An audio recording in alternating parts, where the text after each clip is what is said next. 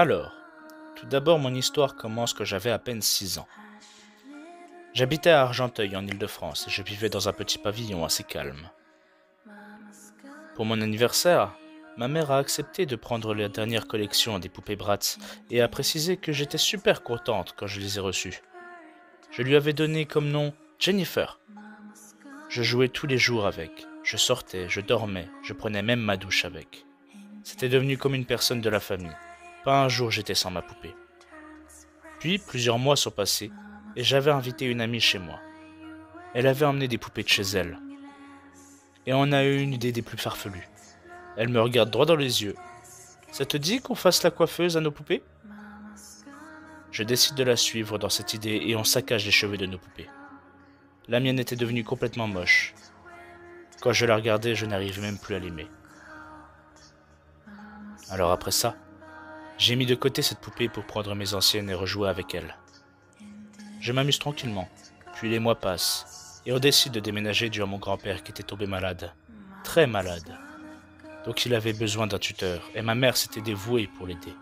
On a dû faire toutes mes affaires en quelques jours. Et bien sûr, j'ai emporté toutes mes poupées.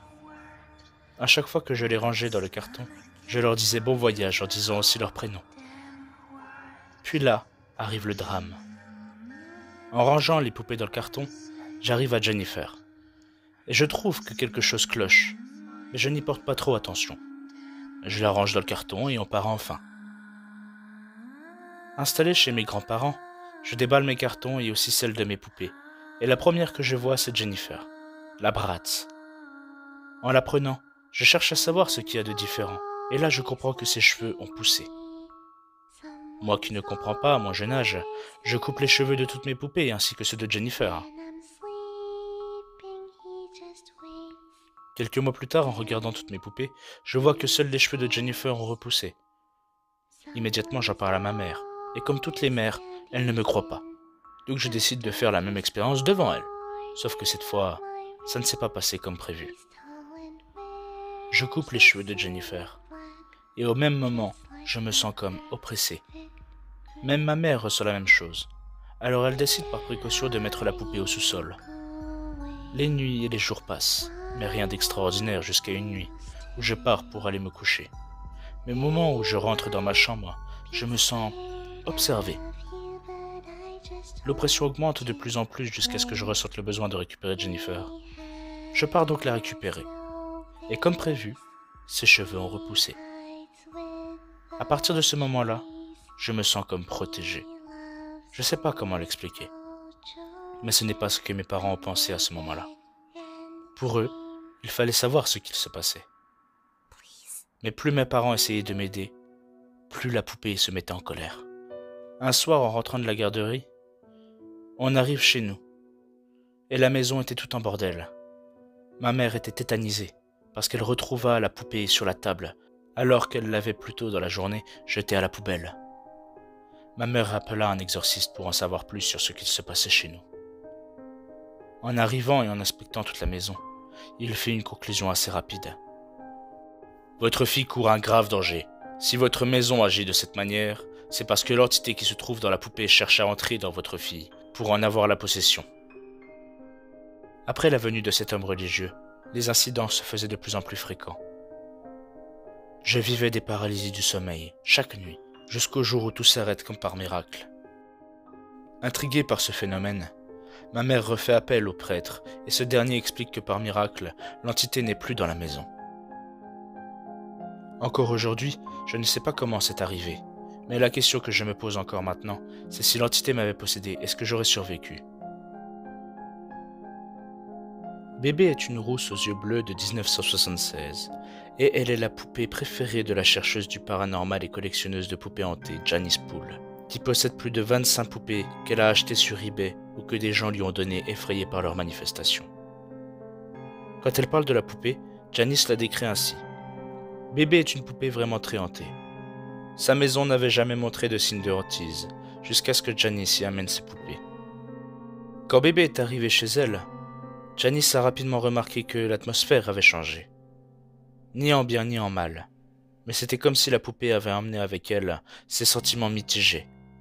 Parfois, le soir, les portes de la maison claquent et des rires se font entendre. Les portes s'ouvrent et se referment d'elles-mêmes, tout comme les fenêtres, et les clés des chambres se déplacent mystérieusement. Une nuit, alors qu'elle lisait, Janice sentit un frisson lui parcourir l'échine, et elle eut soudain la certitude que quelqu'un l'observait. Elle regarda rapidement par-dessus son épaule, mais la pièce était déserte. La seule chose troublante était la porte du placard, qui était légèrement ouverte. Elle ignora son malaise, mais juste après, elle sentit quelque chose passer effleurer ses pieds et courir dans l'autre pièce. Plus le temps passait, plus les manifestations se faisaient fréquentes, et Janice ne savait plus quoi faire. Une nuit, elle entendit un bruit juste au-dessus de sa chambre. Bien décidée à en trouver l'origine, elle grimpa l'échelle qui menait sous les combles et se mit à fouiller le grenier, mais ce fut en vain. Soudain, elle eut l'impression d'être surveillée et sentit un malaise l'envahir. Puis elle ferma les yeux et sombra dans l'inconscience.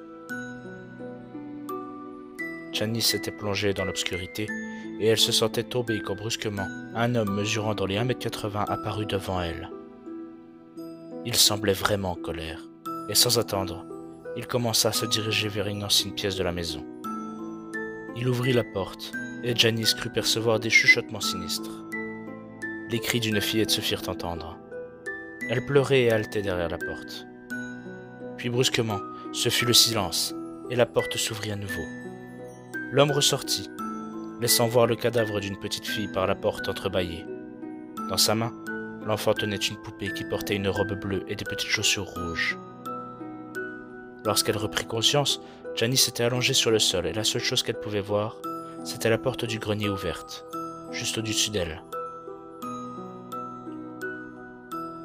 D'un coup de l'œil, elle aperçut quelque chose qui se déplaçait rapidement. Lorsqu'elle tourna la tête, bébé se trouvait là. Et c'était exactement la même poupée que celle qu'elle avait vue en rêve. Des choses étranges arrivent encore, et Janice est plus que jamais déterminée à en apprendre le plus possible sur le meurtrier de la fillette. Elle pense que la petite fille hante bébé depuis sa mort. La chercheuse du surnaturel envisage de prendre la route pour montrer sa collection de poupées à des conférences et des conventions sur le paranormal. Elle souhaite que tous puissent les voir et les étudier. Bébé sera la star de l'émission, explique-t-elle. Cette poupée va montrer au monde ce qu'est une vraie poupée hantée. Bébé est une perle rare qui vient de eBay.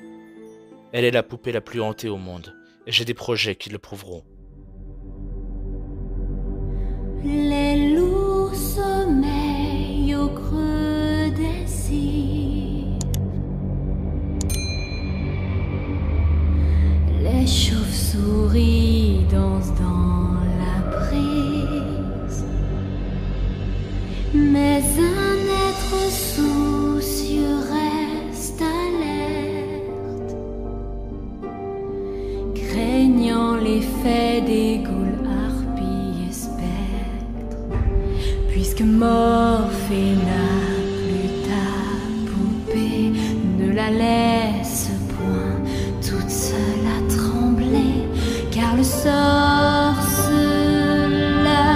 sans cœur aime l'or de l'horreur, s'en va, s'en vient, ne laissant rien que chagrins et malheurs, pur malheur.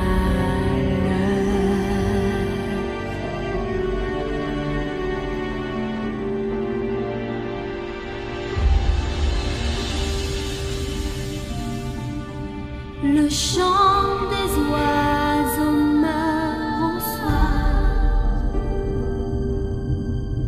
Le bétail rentre quand il fait noir.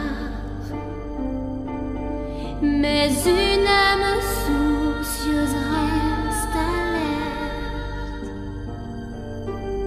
craignant l'effet des goules, harpies et spectres. Garde les yeux fermés, chère poupée, reste sans bouger, sans pleurer s'il te plaît, car le sorceleur hardi, l'or pour seul ami, te tranchera fera de toi son refuge.